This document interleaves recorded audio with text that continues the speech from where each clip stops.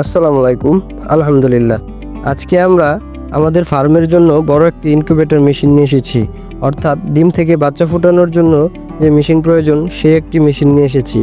আমার বড় ভাই অনেক খোঁজখবর নেওয়ার পর এই মেশিনটি নরসিংদী কুরিয়ারের মাধ্যমে আনা হয়। নরসিংদীতে আসার পর তারা আমাদের ফোন দিয়ে বলে যে আপনাদের মেশিনটি চলে এসেছে, আপনার মেশিনটি নিয়ে যান। তো আপনারা ইতিমধ্যেই জানেন আমাদের টাইগার মুরগির আরও বেশ কিছুদিন আগে ডিম দেওয়া শুরু করে। এরপর থেকেই বীজ ডিম ও বাচ্চার চাহিদা তৈরি হয়। আপনারা অনেকেই বিভিন্ন জায়গা থেকে বাচ্চা সংগ্রহ করেছেন।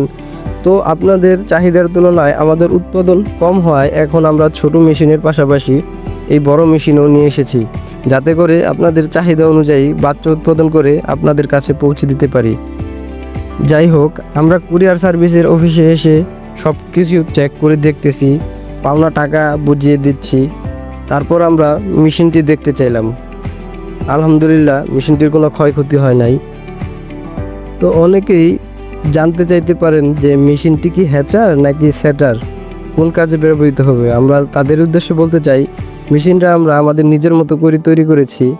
আমরা চেয়েছি এক মেশিনে হ্যাচার এবং সেটার থাকুক, আমরা ওইভাবেই মেশিনটা তৈরি করেছি। আপনারা চাইলে আপনাদের ইচ্ছা মতো মেশিন বানিয়ে নিতে পারেন। সেই ক্ষেত্রে ইনকিউবেটরের লোকেদের সাথে আপনারা কথা বলতে পারেন। তো মেশিনটি নিয়ে যাওয়ার জন্য আমরা একটি ভ্যানের ব্যবস্থা করি। এই ভ্যান দিয়ে এই মেশিনটি আমাদের খামারে নিয়ে যাব। তো মেশিনটি তোলার সময় আমার বড় ভাই খুব যত্ন সহকারে ভ্যানে তুলছিল, যাতে মেশিনে কোনো চোট না লাগে সেই দিকে সে বারবার লক্ষ্য রাখতেছিল। তো এমনভাবে মেশিনটা আমরা আনলোড করতেছিলাম, আর কাকাকে বলতেছিলাম মেশিনটি দড়ি দিয়ে বাইদা নেন যাতে মেশিনটা নষ্ট না হয়। আমরা ওইভাবেই কাজ করতেছিলাম। তো কিছুক্ষণের মধ্যেই আমরা কুরিয়ার থেকে বের হয়ে যাব। তো কিছুক্ষণের মধ্যেই আমাদের এখানের কাজ শেষ হয়ে গেল। আর হ্যাঁ, আপনাদের উদ্দেশ্যে বলি, মেশিনটি কিন্তু পুরোপুরি অটোমেটিক সিস্টেমের দ্বারা পরিচালিত হয়। তো দেখতে দেখতে মেশিনটি আমরা আমাদের খামারে নিয়ে যাচ্ছিলাম। যেহেতু রাস্তাটি নতুন হয়েছে, তো মেশিনটির কোনো ক্ষতি হওয়ার কথা না। আমরা দেখে শুনে মেশিনটি খামারে নিয়ে যাচ্ছি।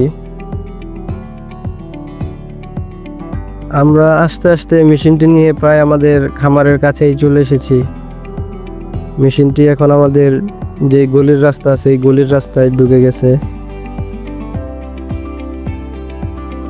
তো মেশিনটি নিয়ে যাওয়ার সময় আমরা পাশাপাশি ওইটাও ভাবতেছিলাম, যখন পিকআপ থেকে ভ্যানে মেশিনটি আমরা আনলোড করছিলাম তখন এটার ওজন আমরা বুঝতে পারছিলাম যে এটা দুই একজনে ক্যারি করা সম্ভব না, মেশিনের ওয়েট প্রচুর। তো আমরা এটা কিভাবে গ্যারেজ পর্যন্ত নিয়ে যাব সেই চিন্তাও করছিলাম, কারণ এটা দুই একজন লোকের দ্বারা সম্ভব না।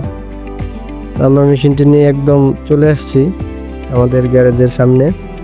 তো মেশিনটি কিভাবে এইখানে নিয়ে এসেছি সেটা দেখানোর আর সুযোগ পাইলাম না, কারণ ভিডিও করার মতো কেউ ছিল না। সবাই মেশিনটি ধরাধরি করে এই পর্যন্ত নিয়ে আসছিল। তো আমরা ওইখানে মেশিনটি শুধু বাইরে থেকে দেখতে পাচ্ছিলাম যে কোনো মেশিনের ক্ষতি হয়েছে কি না, ওটা তো শুধু বাইরে থেকে দেখা যাইতেছে। তো ভাইয়া বলতেছিল মেশিনটা খুলে দেখি যে ভিতরে কোনো সমস্যা হইলো নাকি, সমস্যা হইলে ওনাদের জানাই। তো মেশিনটা আমরা সেই জন্য খুলে ঠিকমতো দেখতেছিলাম, অনেক মনোযোগ দিয়ে সব কিছু, কোন জায়গায় কি হবে না হবে সব কিছু বুঝতেছিলাম। আমাদের টুকিটাকি অভিজ্ঞতা আগেও আছে, কিন্তু এটা তাও দেখে নিতেছিলাম। তো মেশিনটি খুঁটিনাটি করে দেখার পর বুঝলাম যে আলহামদুলিল্লাহ মেশিনটি ঠিকই আছে, কোনো রকম কোনো ক্ষতি হয়নি। তো তারপর আমরা বসে বসে বীজ ডিম সেট করে দিতে লাগলাম। তো আপনারা যারা উন্নত মানের টাইগার মুরগির বাচ্চা সংগ্রহ করতে চাচ্ছেন তারা আমাদের সাথে যোগাযোগ করতে পারেন। আমাদের মোবাইল নাম্বার ভিডিওতে দেওয়া থাকবে। আমাদের জন্য সবাই দোয়া করবেন। আসসালামু আলাইকুম রহমতুল্লাহ।